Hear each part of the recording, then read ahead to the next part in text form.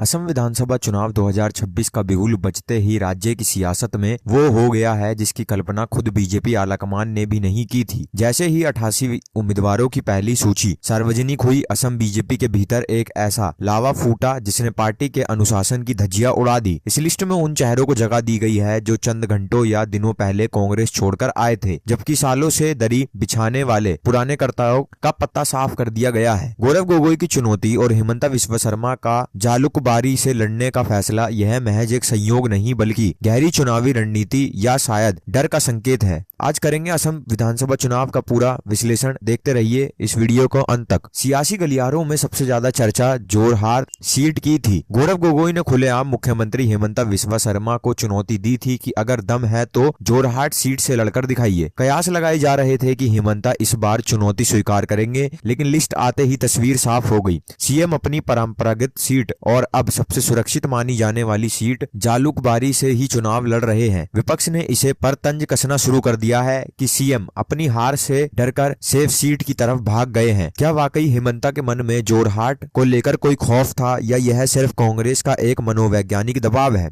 BJP की list ने यह साबित कर दिया है कि चुनाव जीतने के लिए पार्टी किसी भी हद तक जा सकती है। 25 दिन पहले कांग्रेस छोड़कर आए पूर्व अध्यक्ष भूपेंद्र बोरा और महज 24 घंटे पहले पार्टी में शामिल हुए सांसद प्रगृत बोरदोलाई को सीधे टिकट थमा दिया गया। बोरदोलाई को दिसपुर जैसी अहम सीट से उम्मीदवार बनाने के लिए बीजेपी ने अपनी ही सिटिंग विधायक अतुल बोरा का टिकट काट दिया है। यह फैसला बीजेपी के लिए गले की हड्डी बन गया है, क्योंकि अतुल बोरा ने अब सीधे तौर पर बगावत का झंडा बुलंद कर दिया है और वे निर्दलीय या कांग्रेस की मदद से चुनाव लड़ने की तैयारी में है। असम बीजेपी में मची यह भगदड़ सिर्फ एक सीट तक सीमित नहीं है। ढोलाई से विधायक निहर रंजन दास ने पार्टी के फैसलों से नाराज होकर इस्तीफा दे दिया है। वहीं न्यू गुवाहाटी से दिग्गज नेता शांतनु भर्राली ने निर्दलीय ताल ठोकने का ऐलान कर दिया है। भर्राली का यह कहना है कि असम बीजेपी का अब पूर्वी कांग्रेस चला रहे हैं। पार्टी के मूल कार्यकर्ताओं को उस दर्द को बयां करता है जो पिछले कुछ सालों से हाशिए पर धकेल गए हैं। बीजेपी का कांग्रेसीकरण अब चुनाव से ठीक पहले पार्टी के लिए एक बड़ा खतरा बनकर उभरा है। अब बीजेपी के सामने दो बड़ी चुनौतियां खड़ी हैं। पहली चुनौती है एकजुट कांग्रेस, जो इस बार सत्ता परिवर्तन के लिए एड़ी चोटी का जोर लगा रही है। दूसरी चुनौती है अपनी ही पार्टी के अंदर मचा यह गृह युद्ध जैसी स्थिति। राजनीतिक जानकारों का दबाव है कि अगर यह बगावत नहीं थमी तो चुनावी नतीजों में बीजेपी को बड़ी खामियाजा भुगतना पड़ सकता है। पुराने कार्यकर्ताओं को गुस्सा और दल बदलुओं को तरजीह देना बीजेपी के उस कैडर को हतोत्साहित कर रहा है जो बूथ स्तर पर कार्यकर्ताओं को जीत दिलाता है। क्या कांग्रेस इस आंतरिक कलह का पूरा फायदा उठाकर 26 में वापसी करेगी? अब सवाल यह उठता है, क्या अमित शाह और जेपी नड्डा इस बगावत को शांत कर पाएंगे? असम चुनाव अब सिर्फ मोदी की लहर पर नहीं बल्कि हिमंता विश्व शर्मा के प्रबंधन की परीक्षा पर टिका है। एक तरफ कांग्रेस को बढ़त का पूरा आत्मविश्वास है और दूसरी तरफ बीजेपी के बागी जो अपनी ही पार्टी को खेल बिगाड़ने को तैयार हैं। 16 मार्च की ये तारीख असम की राजनीति में सत्ता परिवर्तन की पहली सीढ़ी साबित हो सकती है। आपकी इस पर क्या राय है? क्या बागी नेता बीजेपी की नाव डुबा देंगे? कमेंट में जरूर बताएं।